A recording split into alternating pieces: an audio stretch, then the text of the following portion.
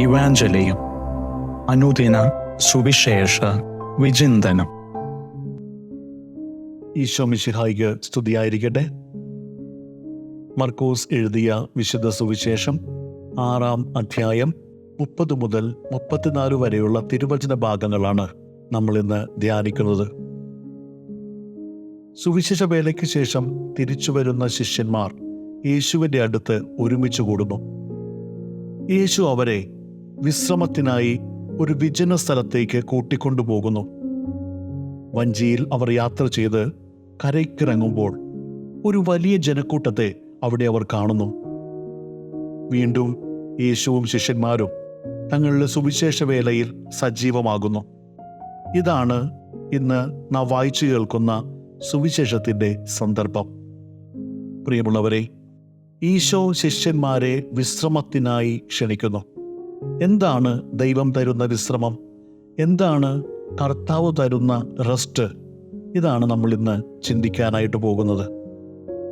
മാനുഷികമായ കാഴ്ചപ്പാടിൽ ഒത്തിരി ഓടി അലഞ്ഞു കഴിയുമ്പോൾ നമ്മളെല്ലാവരും ഒന്ന് കിടന്നുറങ്ങാനോ ശാന്തമായി എവിടെയെങ്കിലും ഒന്നിരിക്കാനോ അല്ലെങ്കിൽ നമ്മുടെ ഹോബികളിൽ സമയം ചിലവഴിക്കുവാനോ അല്ലെങ്കിൽ ഇപ്പോഴത്തെ കാലത്ത് ചെയ്യുന്നതൊക്കെ പോലെ മൊബൈൽ ഫോൺ എടുത്ത് അതിലുള്ള കാര്യങ്ങളൊക്കെ ഇങ്ങനെ തോണ്ടിയിരിക്കാനോ, ഇങ്ങനെയുള്ള പല കാര്യങ്ങളാണ് നമ്മുടെ മുമ്പിൽ റെസ്റ്റ് അല്ലെങ്കിൽ വിശ്രമം എന്നുള്ളത് കൊണ്ട് നമ്മൾ അർത്ഥമാക്കുന്നത്.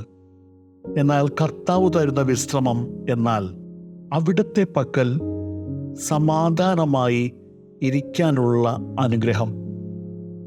അത് നമുക്ക് ലഭിച്ചിട്ടുണ്ടെങ്കിൽ അതിൻ്റെ പേരാണ് വിശ്രമം എന്നുള്ളത്. ദൈവത്തിൻ്റെ പക്കൽ സമാധാനമായി അല്പസമയം എനിക്ക് ചിലവഴിക്കുവാൻ സാധിക്കുന്നെങ്കിൽ അതാണ് ദൈവം എനിക്ക് തരുന്ന റെസ്റ്റ് എന്ന് പറയുന്നത്.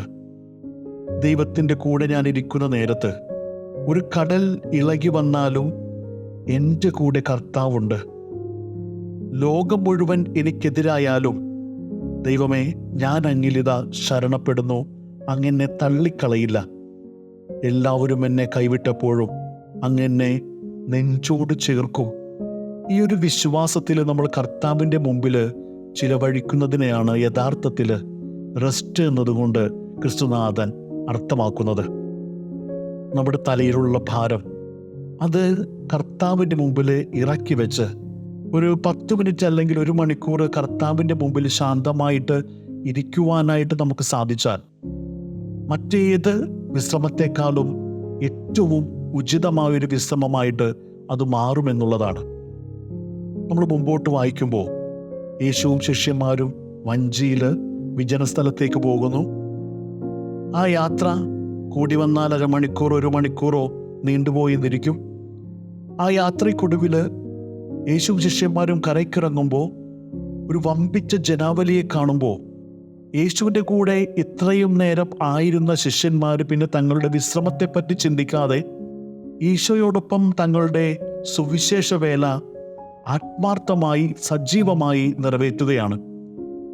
ഇതുപോലെ നമ്മുടെ അലച്ചിലുകൾക്കൊടുവിൽ കർത്താവിൻ്റെ പക്കൽ വിശ്രമം കണ്ടെത്താൻ നമുക്ക് സാധിച്ചാൽ ആ ഒരു 1/2 മണിക്കൂറിന് 1 മണിക്കൂറിന് ശേഷം പിന്നീടുള്ള നമ്മുടെ ജീവിതത്തിൽ നമ്മുടെ കർമ്മങ്ങൾ ഏറ്റവും സന്തുഷ്ടമായിട്ട് സന്തോഷത്തോടുകൂടെ മുന്നോട്ട് കൊണ്ടുപോകുവാനും നിറവേറ്റുവാനും നമുക്ക് സാധിക്കും. അത് കർത്താവ് തരുന്ന വിശ്രമത്തിൻ്റെ പ്രത്യേകതയാണ്. മറ്റൊരു വിശ്രമത്തിനും നമുക്ക് തരാൻ സാധിക്കാത്തതും ഇതുതന്നെയാണ്. പ്രിയമുള്ളവരെ, കർത്താവിൻ്റെ പക്കൽ വിശ്രമം കണ്ടെത്തുവാൻ നമുക്ക് സാധിക്കട്ടെ. ആ ഒരു കൃപയ്ക്ക് വേണ്ടി പ്രത്യേകം പ്രാർത്ഥിക്കാം.